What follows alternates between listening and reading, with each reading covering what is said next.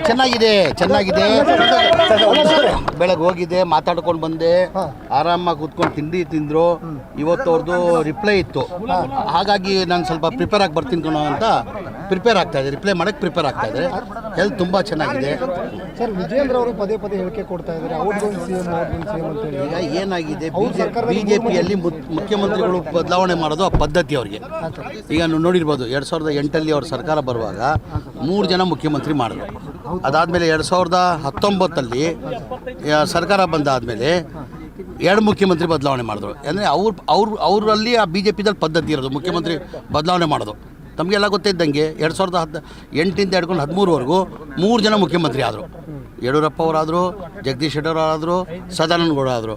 ಮೊನ್ನೆ 19 ಜನ ಮೈಕೆ ಮಾಡಿಲ್ಲ ಅವನ್ನ. ಜನ ಯಾವತ್ತೂ ಬಿ ಜೆ ಪಿಗೆ ಮ್ಯಾಂಡೇಟ್ ಕೊಟ್ಟಿಲ್ಲ. 2008 ಮ್ಯಾಂಡೇಟ್ ಕೊಟ್ಟಿಲ್ಲ, 2023 2018 ಮ್ಯಾಂಡೇಟ್ ಕೊಟ್ಟಿಲ್ಲ. ಆಪರೇಷನ್ ಕಮಲ ಮಾಡಿ ಸರ್ಕಾರ ರಚನೆ ಮಾಡಿದ್ರು ಅವರು. ಆಪರೇಷನ್ ಕಮಲ ಮಾಡಿ ಸರ್ಕಾರ ರಚನೆ ಮಾಡಿ ಆವಾಗಲೂ 2 ಮುಖ್ಯಮಂತ್ರಿ ಬದಲಾವಣೆ ಆದರು. ಅಂದರೆ ಆ ಪದ್ಧತಿ ಅಲ್ಲಿರೋದು. ನಮ್ಮ ಪಕ್ಷ ಹೈಕಮಾಂಡ್ ಪಕ್ಷ.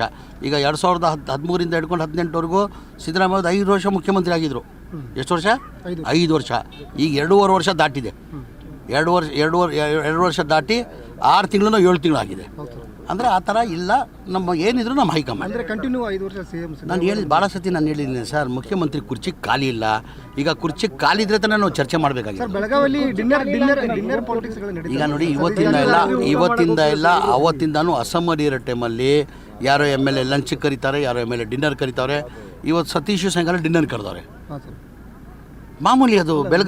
ಇಲ್ಲಿ ಕೇಳ್ರಿ, ಬೆಲ್ಗಾಮಲ್ಲಿ ಅವರವರು ಲಂಚಿಗೆ ನೋಡಿ, ಅಶೋಕ್ ಪಠಾಣ್ ಅವರು ಊಟ ಕೊಟ್ಟಿದ್ರು ಮಧ್ಯಾಹ್ನ, ಬೈರತಿ ಸುರೇಶ್ ಅವರು ಊಟ ಕೊಟ್ಟಿದ್ರು, ಭಾಳ ಜನ ಊಟ ಕೊಟ್ಟಿದ್ರು.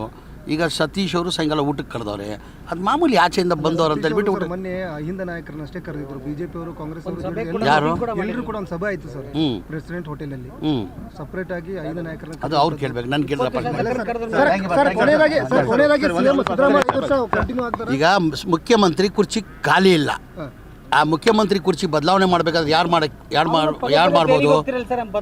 ಅದು ಹೈಕಮಾಂಡ್. ನಮ್ಮ ಪಕ್ಷ ಹೈಕಮಾಂಡ್ ಪಕ್ಷ.